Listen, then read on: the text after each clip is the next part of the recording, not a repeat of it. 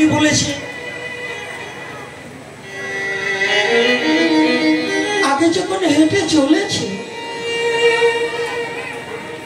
যখন কলঙ্কিনী বলেছে তখন দাঁড়ায়নি। যখন কৃষ্ণ কলঙ্কিনী বলেছে, এই কৃষ্ণ কলঙ্কিনী বলার সাথে সাথে শ্রীমতী রাধারানী ওখানেই দাঁড়িয়ে পড়েছে। দাঁড়িয়ে পড়ার সাথে সাথে যমুনায় যাচ্ছে জল আনিবার তরে, কিন্তু শ্রীমতী রাধারানী ওই ঘাগরি কাছেই রয়েছে, কিন্তু দুটি চোখের জলে বক্ষ প্লাবিত হয়ে যাচ্ছে।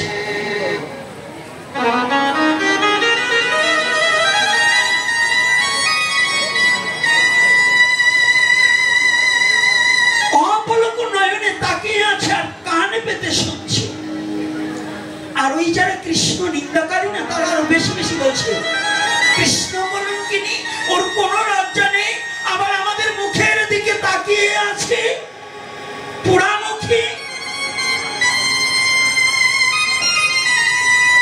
ওই কৃষ্ণকে ভালোবাসতে জানে।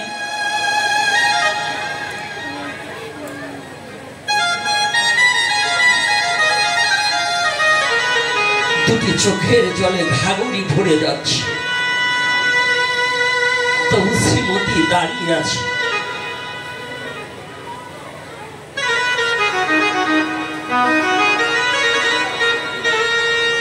ললিতা এসে গায়ে ধাক্কা দিয়েছে, রাধে, এই রাধে,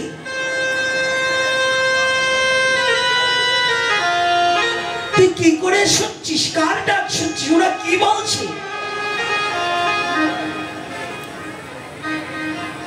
পোড়ামুখী, তোকে ওরা নিন্দা মন্দ বলছে, তুই কাঁদছিস আর ওই কথা শুনছিস কেন? এখান থেকে চলে যেতে পারিস না?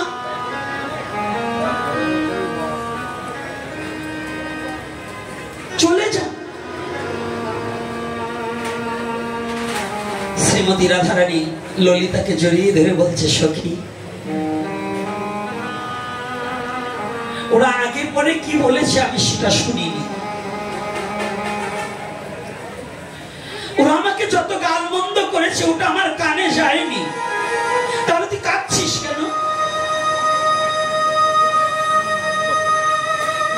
আমি কাঁদছি কেন জানিস?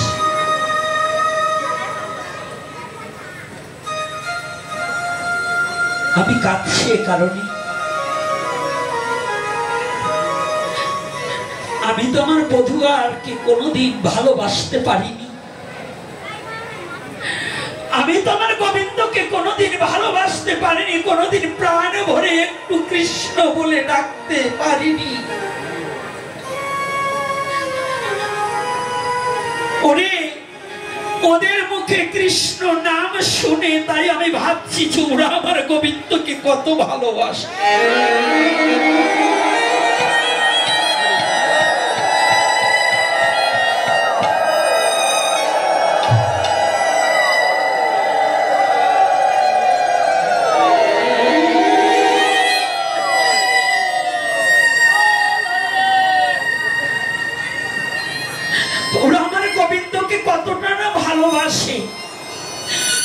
আমার জীবনে হলো না রে সখী।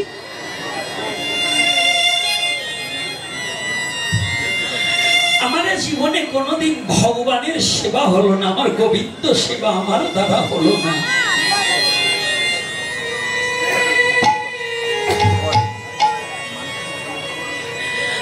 আমি কোনোদিন আমার গোবিন্দকে ওদের মতো করে ভালোবাসতে পারিনি।